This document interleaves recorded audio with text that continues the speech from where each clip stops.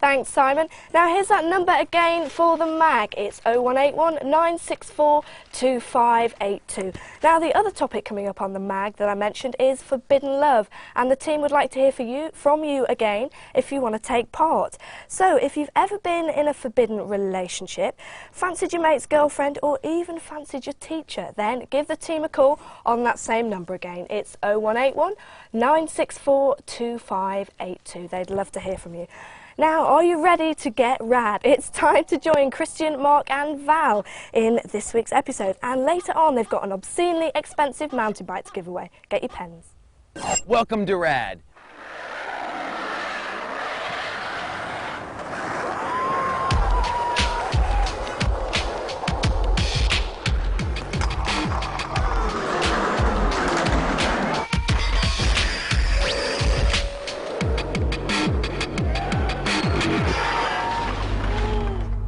On this week's RAD, we have our first installment for the British Snowboard Champs in Lax, Switzerland. We'll be showing you two of the best videos out there. And we check out the latest in technology. It's called Map Tracker, and it's in my hometown of Vail, Colorado. I'll be taking you to the Ollie Games. And we're checking out the hottest item this summer, longboards. It's the British Champs 1999. It's time for the half pipe. This is the big one. This is the one everybody came here for. Right now, everybody's they're doing a little meeting up there trying to explain what's going on. All right, so what's going on? Everybody's kind of standing around looking at each other, kind of wondering what's the deal? What is the deal? I think you know about as much as I do. Nothing's going on. They finished the practice, they shut the pipe down, we're all just sort of hanging around now. Oh, look. Nothing's happening. Hey, so Russ, you're in charge here. What's going on right now? What's going on? Yeah. What they're doing now is they're just marking the transition so that if the light gets bad, the riders can see the landing. They can find the tranny, because they don't want to go up to nothing. They don't want to be sent back down to the flat, do they? No, cool. They want a nice landing. Yeah, totally. So this has got to be the best chance we've had. So professionally run. The Swiss people have helped us, the resorts helped us. I think everyone's enjoying themselves really good. That's it. Everybody's enjoying themselves. Let's go have some fun.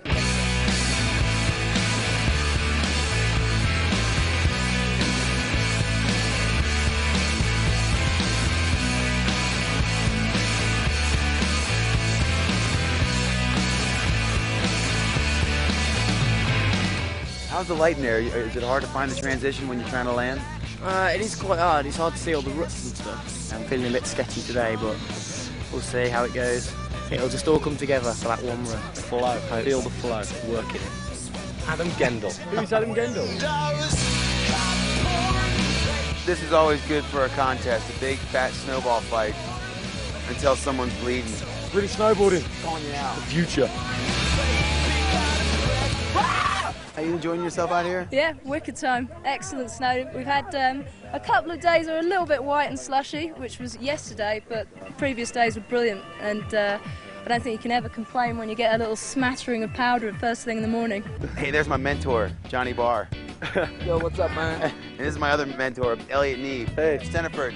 You and Johnny Barr are my mentors. How you finding the pipe, Elliot? Oh, it's sick, man. It's getting really good now. Yeah, loving it. Jordy, what are you doing here, bro? Other than looking really cool. Waiting for the sun to come out, trying to take some pictures. Just keeping our fingers crossed, but the British spirit is here as usual.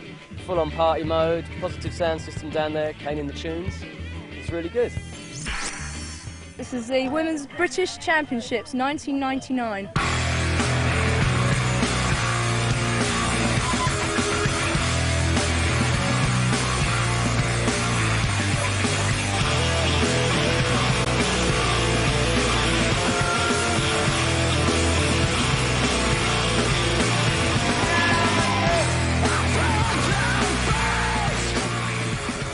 Hey, hello all together. I'm John Simon from Switzerland, and you watching RAD.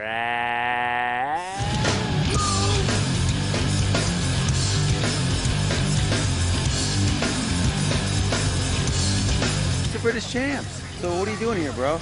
I just live an hour away from here, and this morning I woke up, let's go and check it out, see what happened. And the pipe is amazing, there's some good riders here, so just enjoy my day. Hey Val, what's up next? It's the men's championship now.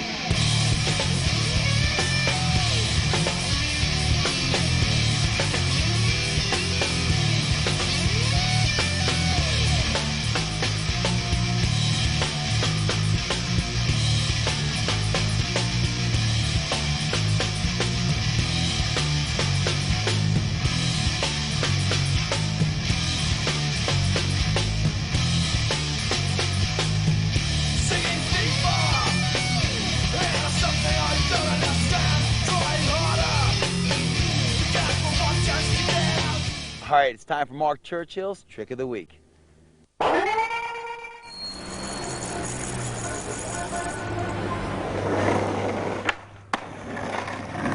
Welcome to part 2, my primate friends. Remember last week when we taught you the Ollie?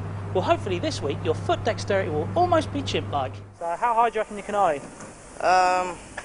About 2 curbs, curb. Yeah? Yeah. How about you? About a curb and a half. Yeah? Yeah. He did my board on a curb the other day. Once your Ollies are getting bigger, and nearly as important as the Ollie itself is how to chart your progress, and to provide a good answer to the question of how high can you Ollie mister? First thing people usually learn to Ollie up is a curb, thus enabling you to get round town without stepping off your board. You can improve your Ollie tenfold by playing the highest Ollie game. Popular items of measurement for this are the humble can and your mate's boards. Once you can Ollie all your mate's boards, you actually achieve a demigod status of sorts. This is easy if you've only got a few mates like me, but if your popularity is a bit greater, achieving this could prove a problem. Another good game to play is the longest Ollie game. Just get down to your local car park, draw a line on the floor, and write Ollie here or something. Shunt like a headless chicken and Ollie from the line as far as you can. Mark where the person's back wheel lands, and then the next person tries to Ollie further, and etc.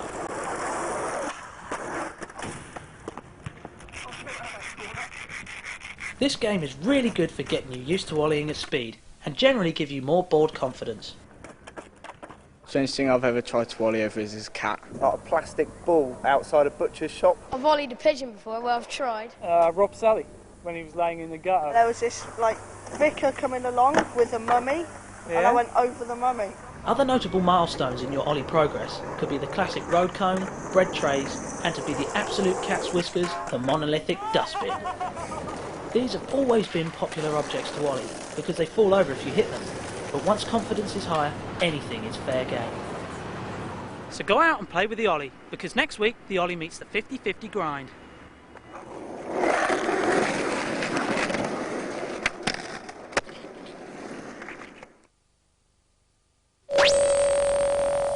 In the beginning, God created land and sea. He saw the land was being used wisely. But the sea hadn't quite reached its full potential, so God created man. And man created the surfboard. And this is Morning of the Earth. Morning.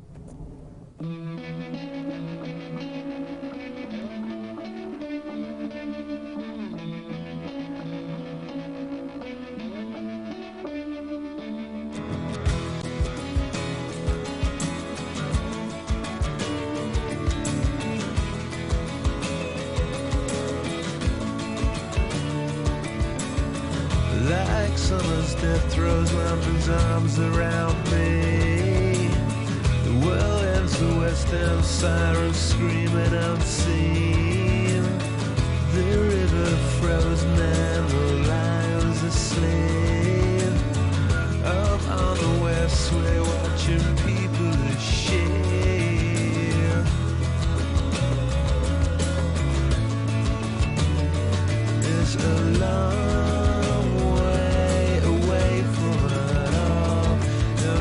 corner, sometimes feel nothing at all.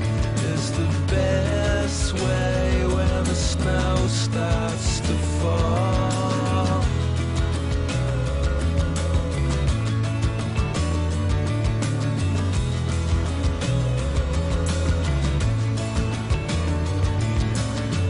Confetti falling down the drains of your dreams. Life in the fast lane, never quite what it seems. You're full on, baby, with your full on being.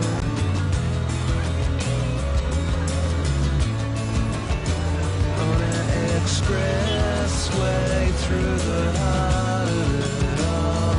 In my corner, I can walk and I'll crawl. It's the best way when the snow starts to fall.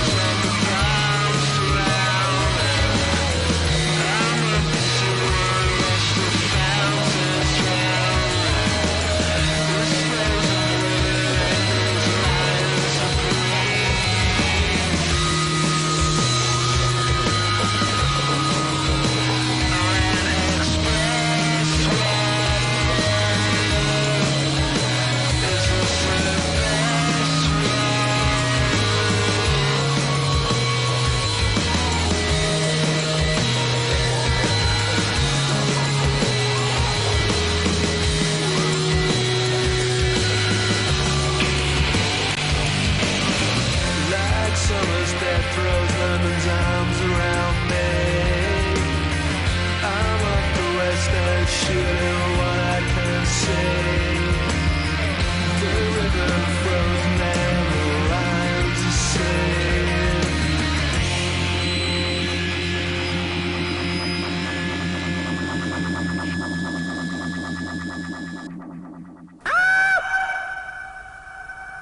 All right, right now we're in Celtic Haven, Wales, with my friend Julie and Sophie, and they're going to teach me how to, what, coast steer? Is that what this is called? That's the game. Now listen, I'm looking like a big old Power Ranger right now, and not the most attractive of outfits. What is all this kit for? What am I doing? Well, you see these waves up here? We're going to be in there, bouncing up and down against those rocks. So this is to pad you against the rocks and to help keep you warm. I mean, so basically coasting, we're just jumping off cliffs and then climbing back up on them. Well, the idea is also to traverse around the cliffs. Oh. Yeah. So you can see the height of these cliffs here, so once we start, we can't get out. Okay, so we have to go all the way over there from here. Yep. And those waves are going to be smashing up on us in the rocks. That's right. People pay to do this? We've got loads of safety kit here as well. I'll be carrying this with us. Quite a handy sized little rucksack. Yeah. Okay, there's a safety rope in there, so if you start to get carried out to sea, give me a shout, I'll throw you the line and pull you back in. It's not that long. And I'm not a very good shot either, so you might have to swim for the line. How cold is the water? About 10 degrees. So a 3-2 is going to be okay, right? No, it'll be cold.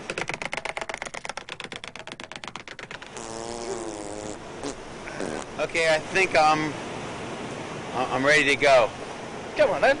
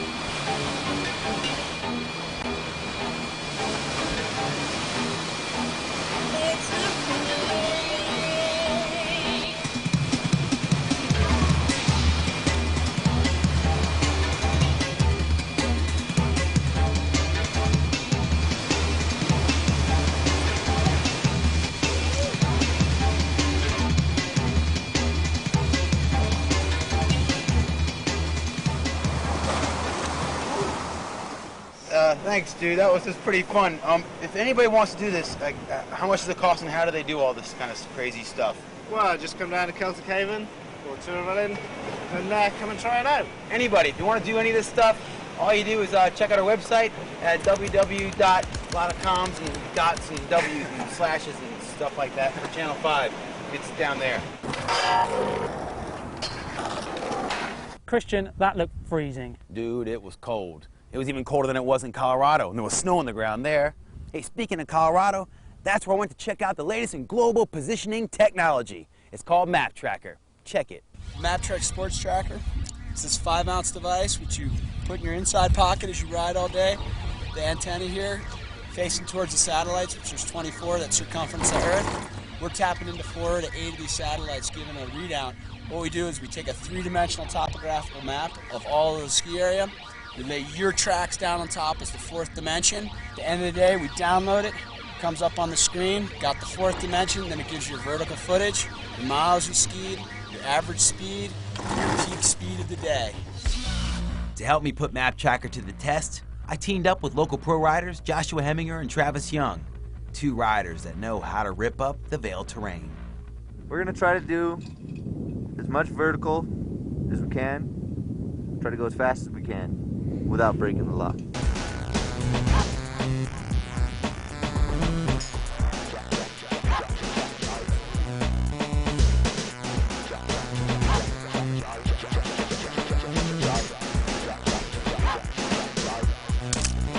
Woo! Talk about tightness. This is tight.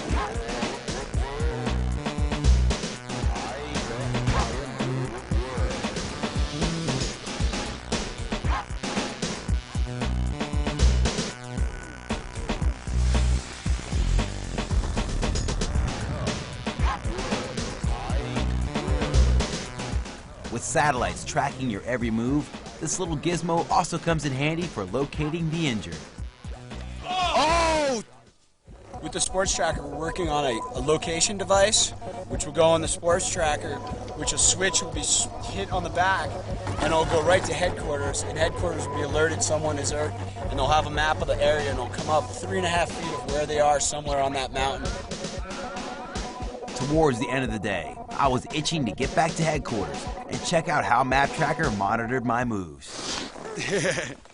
And insert your tracker into the cradle. Dude, you're the Etch-a-Sketch on skis. You can draw anything you want, anytime on the mountains. There you go. Shh, right there. I am an artiste. This is my canvas, and the board is my paintbrush. Here you are. Hot off the press. Ooh. There's a day in Vail. Everywhere you went, everything you did on the 11th of January. And my peak Peak speed. speed, total vertical footage. You're all there, bro. That map looks rad. Hey, next time you're at another mountain, take a look for Map Trek and take home more than a trail map. Oh, thanks, dude. 46.8 miles an hour, Chris. That's not bad for a man your age. What are you talking about, you little pipsqueak? I'm out of here.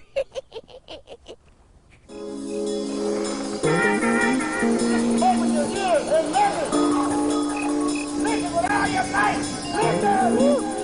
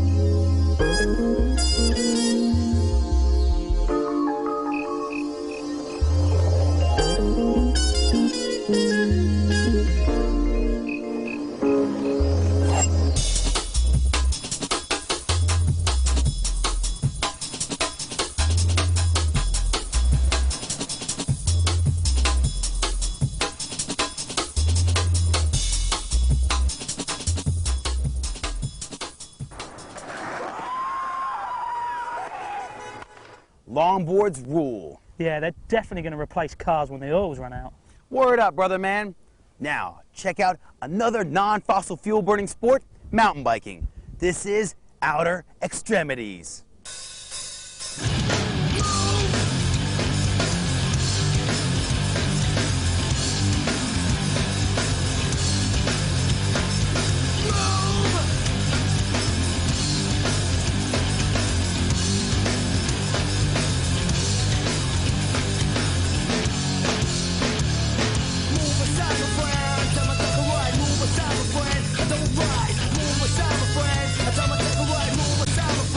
Don't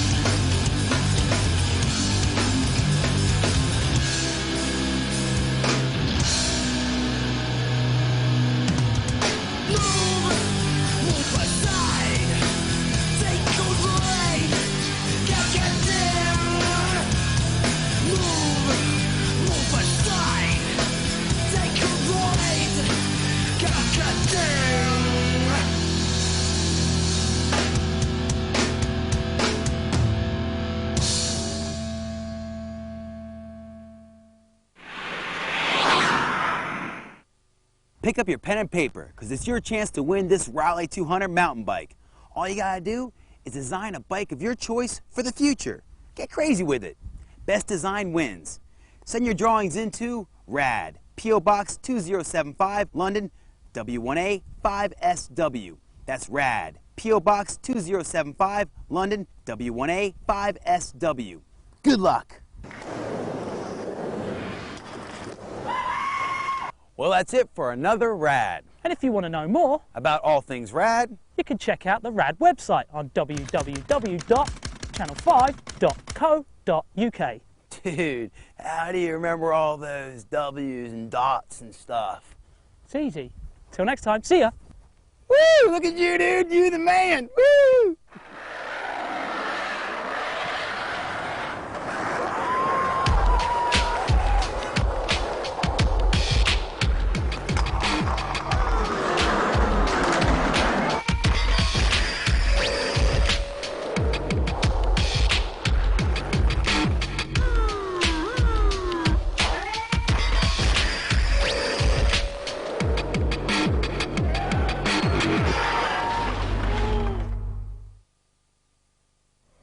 Oh, what a way to spend a weekend in Wales. Now, for more info